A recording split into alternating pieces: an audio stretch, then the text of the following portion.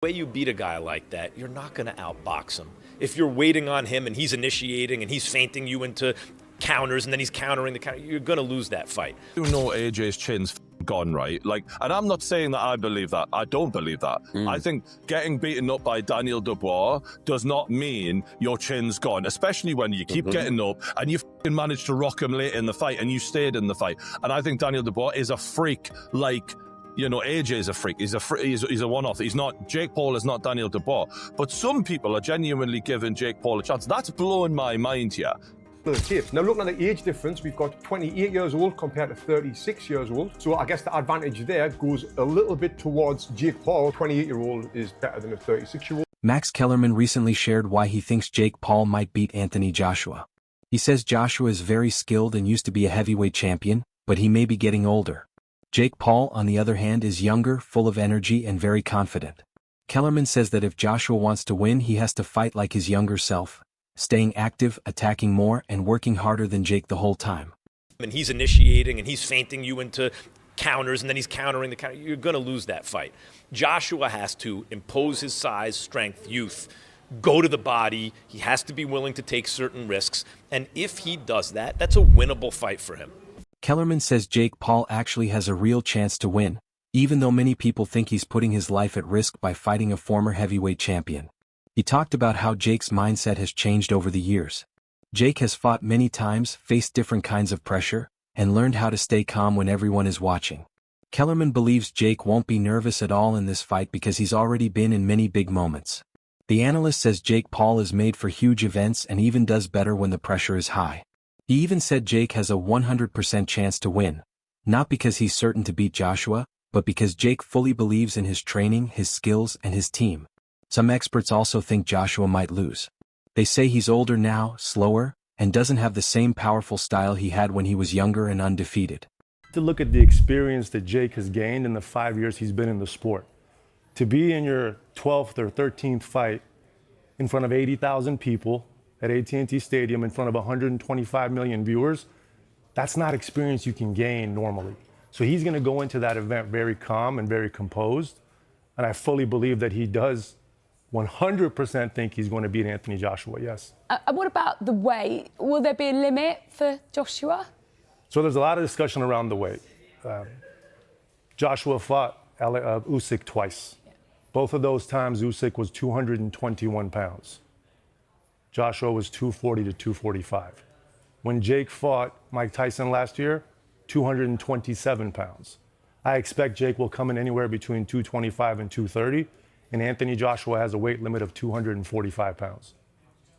There will be those, as you're aware, that will look at it and criticise this fight. There already have been, haven't there? They'll say it's a real mismatch. What would you say to them? Are we going to be watching sport at its purest? I would say it's much less of a mismatch than what you saw with AJ and Francis Ngannou, who a massive man, but relatively no boxing experience. I would say it's much less of a mismatch than AJ's 9th or 10th fight against guys who've been knocked out 20 to 25 times.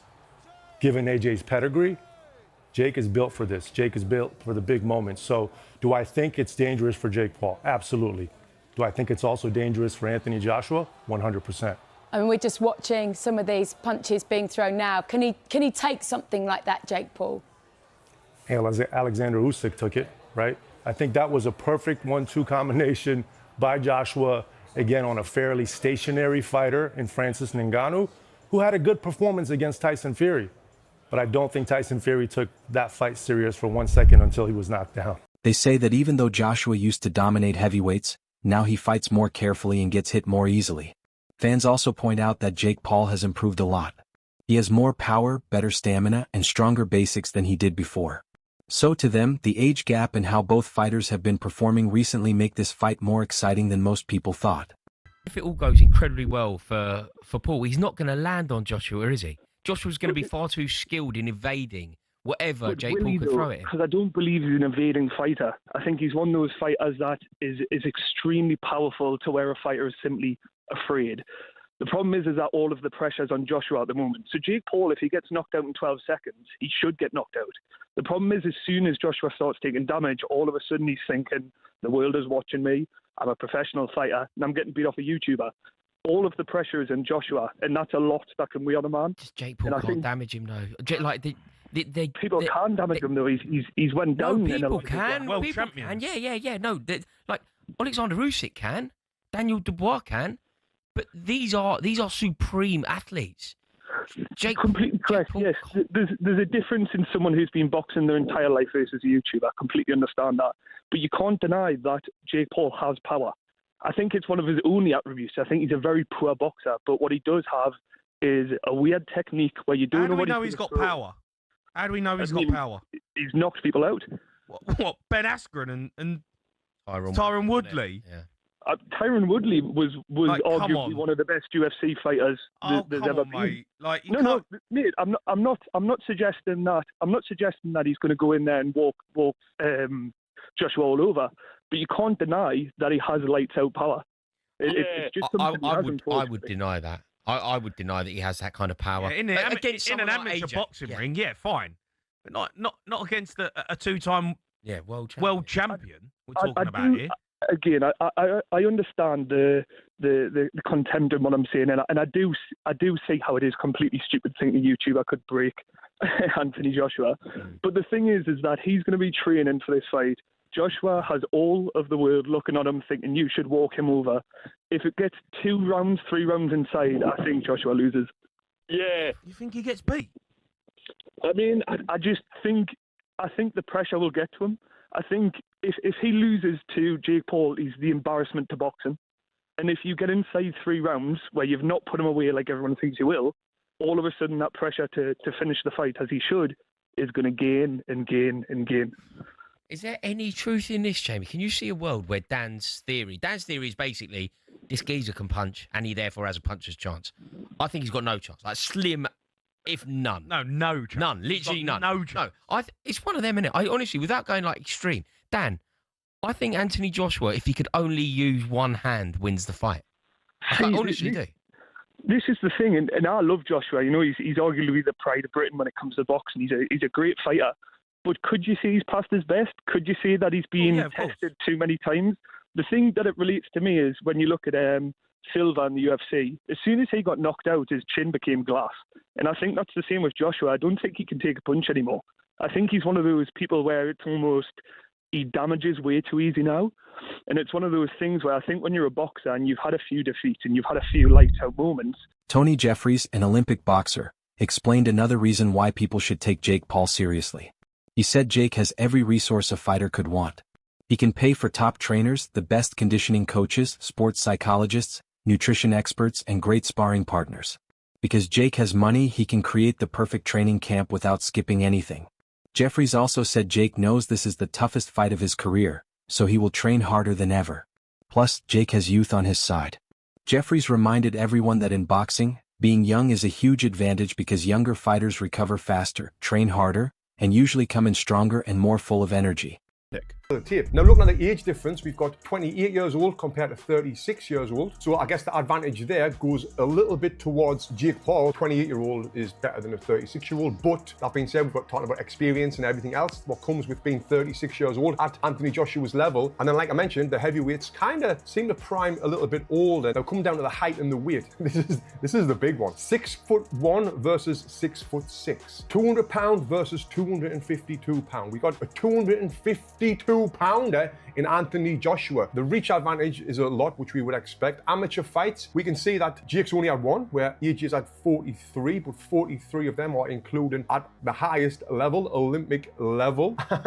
And yes, he won the Olympic bloody gold medal, if I don't need to remind you. Then the pro record, Jake Paul has had 13 fights, lost 1. AJ has had 28 fights and he's lost 4 with 25 KOs. And the one person that Jake Paul lost to was Tommy Fury. Now, can we compare Tommy Fury with Anthony Joshua? Not at all. It's like night and day. So now I'm going to talk about the rules of this fight, and I'll give you my prediction, which is going to shock a lot of people after this. So, what are the rules? The bout will take place at a heavyweight, obviously. It's going to be 8 3-minute rounds. You might think, well, that's better for Jake Paul, and I'm thinking, not really. It's better for Anthony Joshua because he's just going to go all out for them 8 3-minute rounds. And imagine that, Anthony Joshua blasting at you, 6'6", whatever he is, 250 pounds, throwing big bombs at you. Anyway, both fighters will be using 10-ounce gloves for the duration of the contest. Why have they got that? It says both fighters will be wearing 10-ounce gloves for the duration of the contest. What do you expect? Them to take them off halfway through and switch them to 12s? But I guess these days, anything happens in boxing, right? The boys will follow similar rules to Jake Paul and Mike Tyson in November, but that fight was 8 2-minute rounds and 14-ounce gloves. Not similar if it's smaller gloves and 2-minute rounds. Who wrote this for DAZN? It marks the first time Joshua will have contested less than 10 rounds since 2015. Many analysts talked about a different issue, not the fighters but boxing itself. They said the sport created this situation. Even though Joshua is a world champion and an Olympic gold medalist, the biggest payday of his career came from Jake Paul's offer. This means Jake brings more attention, more money, and more interest than many top real contenders. Experts say if Jake's offer is bigger than a normal heavyweight title fight, then the sport has changed and now allows these crossover fights. They also say you can't blame the fighters for choosing the biggest paycheck.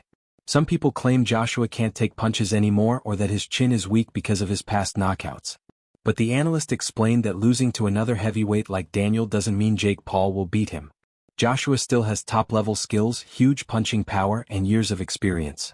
People are exaggerating his decline. If Joshua stays focused and disciplined, he still has a very strong chance to win the fight. First off, Jake Paul, and this is the real funny thing, he's giving Anthony Joshua, Jake Paul is giving Anthony Joshua, the heavyweight legend, right, in our lifetime, his career high payday. Jake Paul is a fucking A-side. Jake Paul is saying, you're going to be a 245 maximum, motherfucker. Like, Jake Paul's giving orders here. Jake Paul's first on the fucking headline. Like, that is also blowing my mind. Even Eddie Hearn said in an interview earlier this week, he's going to get more for this than he's going to get to fight Tyson Fury if the Fury fight happens. Like, and speaking of Tyson Fury, and this brings me on to you, Joey Knight. How the fuck has Tyson Fury let Jake Paul put the gloves on and get in there with Anthony Joshua before he did? How are you going to fucking look your mate in the eye? Fury probably had the offer, mate. He's not into the old circus shows. You know what I mean? He's not into that malarkey. Oh my God. He's probably fuming that his brother didn't get the fight, to be honest with you. Yeah. But listen, I don't know, man. Like, I look at this fight with Jake Paul and Anthony Joshua, and you constantly hear it. You heard it with Mayweather and McGregor, and you hear it with so many fights. Does it damage their legacy? I would like you to give me an example of a time someone's legacy has been damaged. And Ghana Fury. From an individual fight. Yeah. No, but in Ghana Fury ain't really, has it? Like,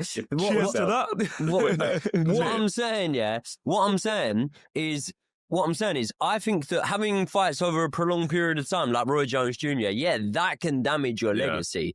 But a one-off fight where realistically you're not going to take no damage. But then, do you know what this leads me on to? Anthony Yarde gave a stronger warning. He told Joshua not to underestimate Jake Paul and said Joshua should hit him hard and take the fight seriously. Yarde thinks Jake is very good at creating hype and getting the world to pay attention. Jake knows how to turn a fight into a huge event, and that can distract opponents or make them too relaxed. Yarde said if Joshua goes into the fight feeling too comfortable, Jake could surprise him. Put you in a shell, does it not? Absolutely. I mean, you literally go into survival mode because of the size difference. You know, you question your manhood, the lot. Everything goes out the window because, like I say, the power of just a jab. And bear it in mind, when you spawn bigger guys, you must have been in the gym, Joe, you spar people below and above. So, you know, if you're the bigger guy, you bring the power down, you take your time. And AJ was essentially taking his time. And even just flicking out that hand, flicking out that jab, the force is crazy. So I really do fear for Jake Paul. On power, that's what I mean. I've people have been ringing in TalkSport, these boxing experts. Who the knows it there, right? Daily Perales had one of the strongest reactions to the Jake Paul versus Anthony Joshua fight, and all his concern was for Jake. Perales said he couldn't understand why Jake would take such a huge risk fighting someone as dangerous as Joshua. To him, this wasn't just another big event or a marketing trick. This was a fight that could truly put Jake in danger.